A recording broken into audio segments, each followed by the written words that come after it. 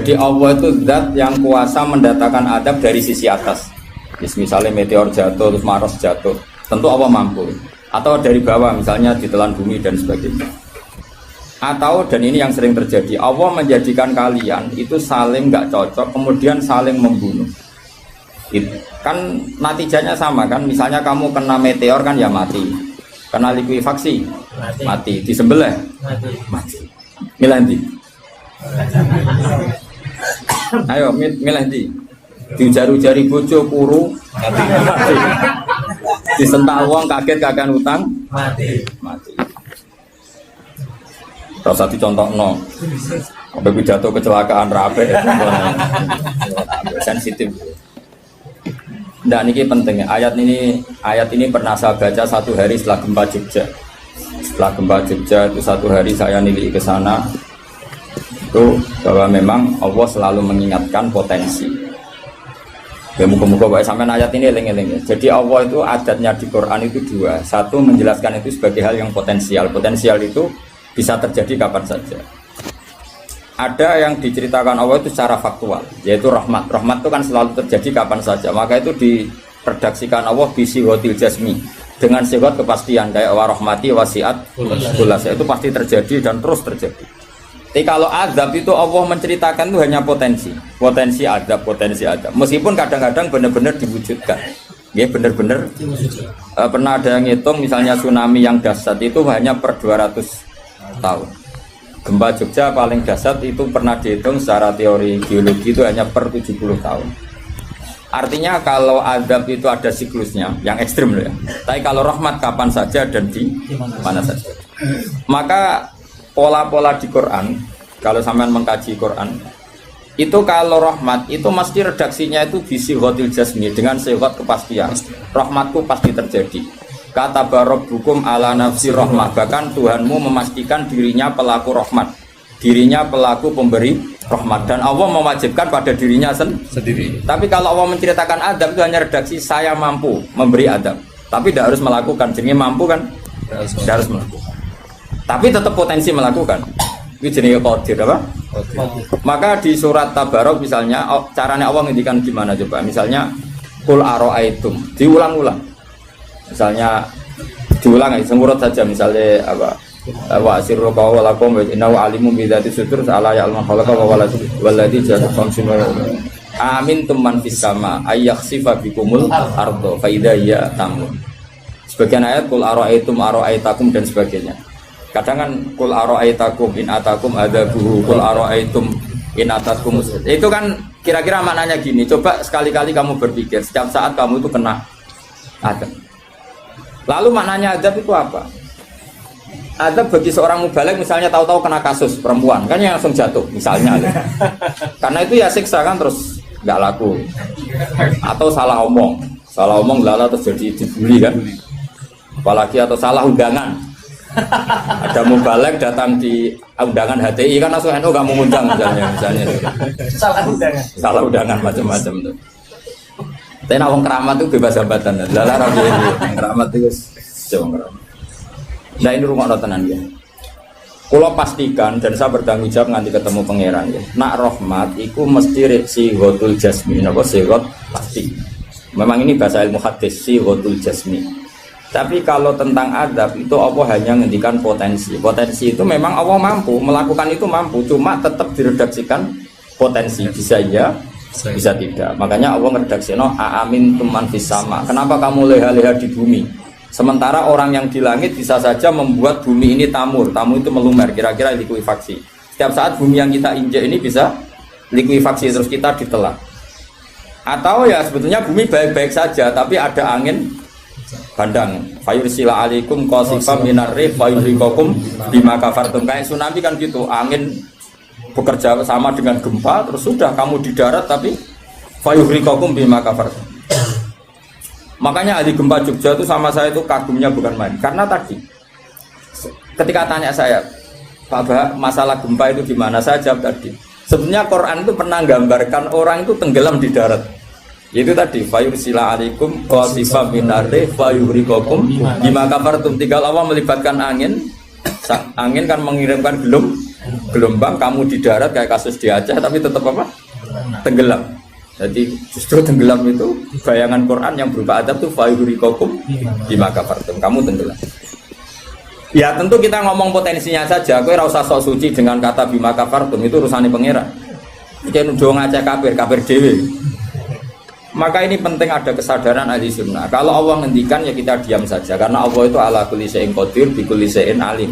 Kamu tidak usah kecangkeman orang Aceh diadab karena banyak maksiat, kowe malah goblok yang telulas. Padha-padha maksiat wong Aceh ra maksiat wong Bali. Bali le maksiat wong Hollywood le maksiat wong Cina malah komunis. Enggak usah ngomong gitu, pokoknya adab itu Allah kuasa mengadab siapa saja. Tapi kita berhenti di situ, enggak usah ngomong siksa karena dosa. Karena kalau kamu ngomong dosa diperbandingkan ada daerah yang lebih dosa atau itu tidak wilayah kamu. Terus misalnya ono kisah melarat Qur'ane ra barokah. Yo ora usah nuduh ngono, iso wae justru melarat iku barokah, mergo ra kakean hisab nggo duwe wong. Justru pidato laris iso ora barokah, kakean nggo duwe wong. Rumah samu ora ono tanggung jawab. Kan kita tidak pernah tahu. Iya. Jelas ono walatus aluna yauma idzin anina. Semakin dapat banyak tanggung jawabnya semakin banyak. Ora iso terus pilih-pilih wah kutil ilmuku barokah lari-lari mbahmu. Enggak mesti semua di dunia itu, enggak mesti semua. Yang sedang rezekinya banyak bisa saja hisabnya banyak. Tapi bisa saja memang barokah. Ngono bodoh ya melarat wis. Tapi sing ra di rezeki iso wae azab, iso wae ngringakno hisab. Kita kan enggak pernah tahu. Nak wali mesti ngringakno hisab. Tapi nak wali pancen ya aki-aki adab. Umume wa may taqila alahu makhraja. Wong ora tau untuk makhrajan niku wis perlu dicurigai, no? Saya ulang lagi ya. Maka baca Quran di akhir zaman itu separuh tidak apa-apa. Ya sudah, Allah itu mampu yuhrikokum. Tapi untuk orang lain tidak usah kamu tuduh bima kafartum. Karena yang kamu tuduh itu orang Islam. Tidak perlu kamu bilang tsunami aja karena orangnya dosa. Kowe itu sopo? Kok ngerti tulisan Allah Mahfud itu kalau karena ya sudah, roy kita tenggelam itu saja yang kita ngerti iyanan, tapi rasa ngerti sebab. Ibarat gini, ujung-ujung misalnya bojone itu minggat, orang mengamati kurang opo, padahal semua balik terkenal. Yang kurang ganteng misalnya, kan enggak pernah tahu. Kita mengkonfirmasi kan enggak pernah tahu. Yang kita tahu ya minggatnya saja. Setelah itu sudah kita tidak perlu. Misalnya Aceh ada tsunami, ya sudah tsunaminya saja. Kira usah nerusno bima kafartum, itu wilayahnya Allah. Napa? Wilayahnya Allah. Makanya Rasulullah itu kalau ditanya ada adab itu Nabi nggak pernah nerus. Ya sudah ada adab, tapi kalau mansus ya mansus misalnya kaum Milot itu mansus karena adab. Tapi kalau orang Islam kan nggak mesti adab. Saja hukuman yang menjadikan malah mlebu swarga. Kalau sama nggak percaya gini, dan saya menjamin pasti saya benar dalam hal ini karena saya berdasar hadis sahih. Sama-sama adab, misalnya orang tenggelam, banyak kan orang mukmin disifati Nabi itu mati syahid. Aku tak lawan, sing darane wong Aceh aku mesti adab. Tak lawan dunia akhirat. Selain wong sombong berarti tak maca hadis. Lu coba Nabi beberapa kali ngendikan umatku sing syahid itu sekian-sekian, termasuk sing mata hori kon sing mati tenggelam coba. Artinya ada bentuk hori yang justru syahid. Kecangkeman dora tahu ngaji kecangkeman. Oh tak lawan dunia akhirat. Karena sok sucinya. Sudah kita baca ayatnya berarti fayuh rikokum saja. Soal bima kafartum itu otoritasnya wilayahnya Allah Subhanahu wa taala. Dosa suci do cangkeman. Oh tak lawan tenan. Nek wong pun bis warga aku usul pangeran. Ampun Gusti. Niku nate ngenyek tiang wong sak provinsi. Sok sucinya. Lu coba ya. Banyak orang mati divonis, misalnya kamu, wah itu krono adab. Ternyata Nabi ngendikan mabdun wong loro weteng syahid. Qorik syahid, mahdum syahid. Orang yang mati korban, kan kita tidak pernah tahu. Ya sudah, bodoh-bodoh tidak pernah tahu, pakai yang husnul khotimah saja, pakai yang husnudzon saja. Ono hafid kok mati umay rubo. Milih sing husnudzon ae berarti syahid. Kategorinya mahdum. Jangan terus ono wah kena adab. Sesuai oleh ngedol Quran lu ngawur. Oh, tak lawan sing ngomong-ngomong lawan. Siap lawan. Siap ya. Evaluasi sih. Kita asli nih, maksudnya hobi itu tak. Jadi ini perkara. Jadi nak dijak ngomong damai itu dingin. Yo pancen yo lucu, nak wong brewokan terus gak garang itu. Lucu nih, jadi nak pangeran ngendikan itu rungokno wae. Tapi kowe ora usah koyok di otoritas kok pangeran ben ngono pangeran.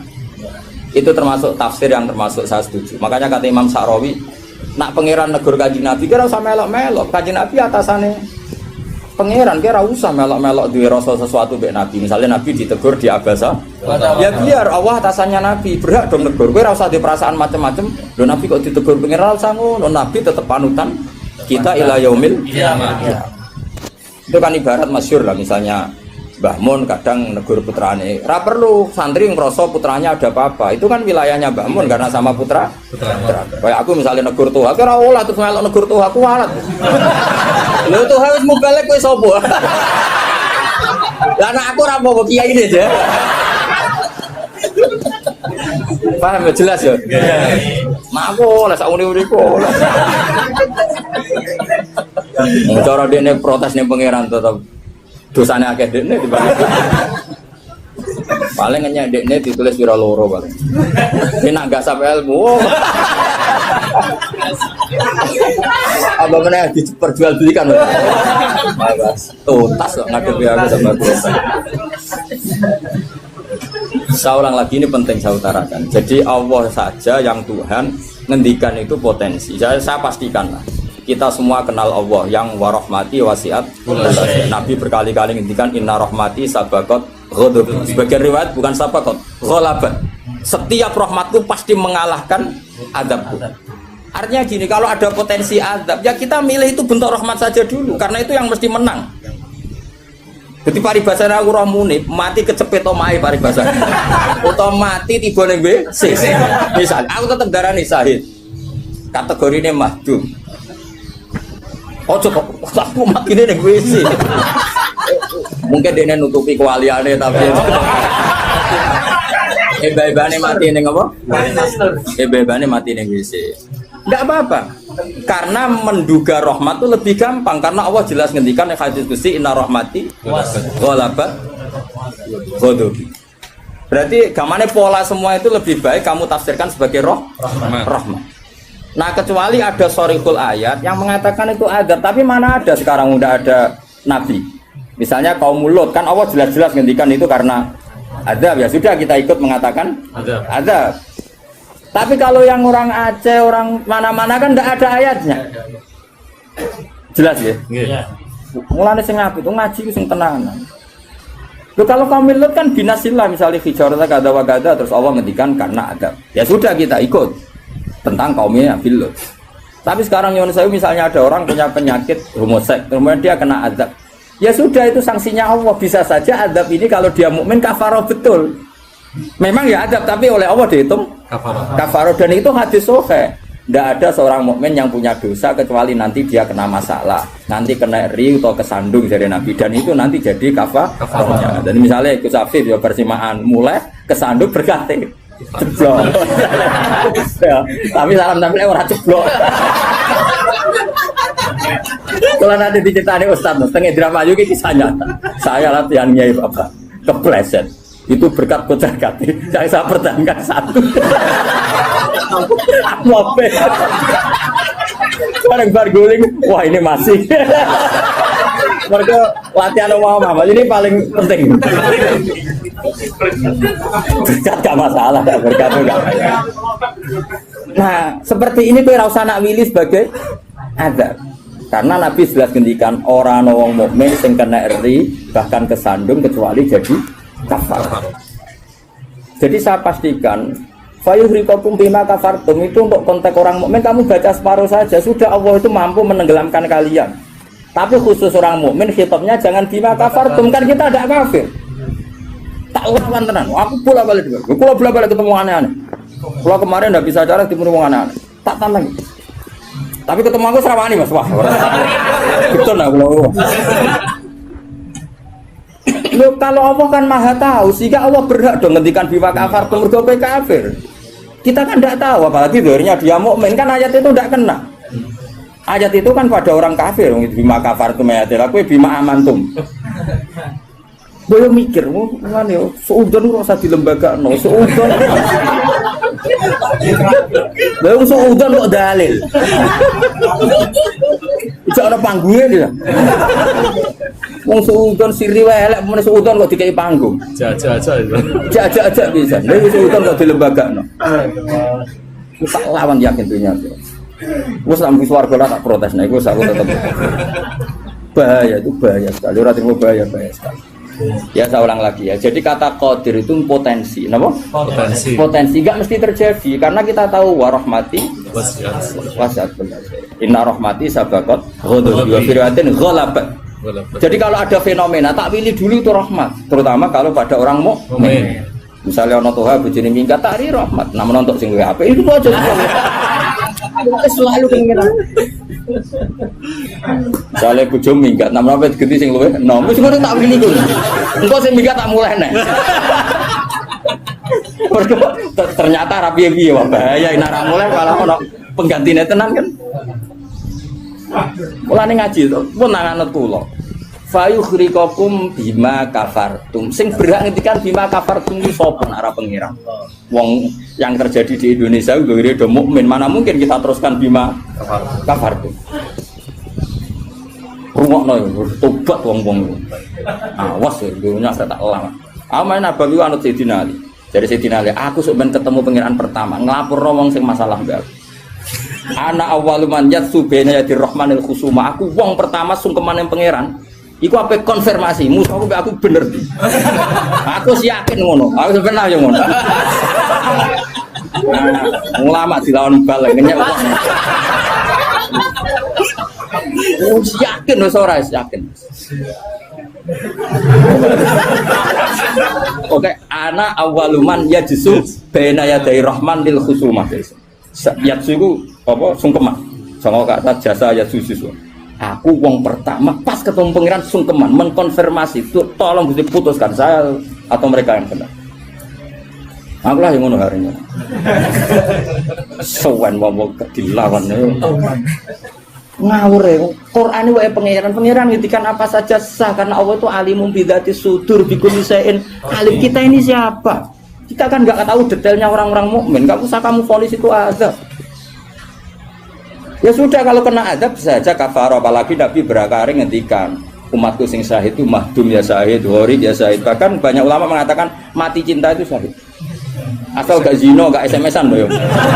Ngempet seneng apa SMS-an wedi dosa. Apa delok wedi terus mati ku syahid ya. Yakin. Tapi nek men delok gambare SMS-an terus bareng kalah saingan mati. Wah.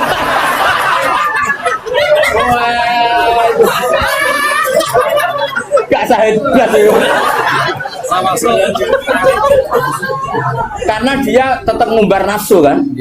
Cuma keok kan ngono kok. Ora nih sing koyo muni kan ape delok rawani. Mosok jenggoten kok.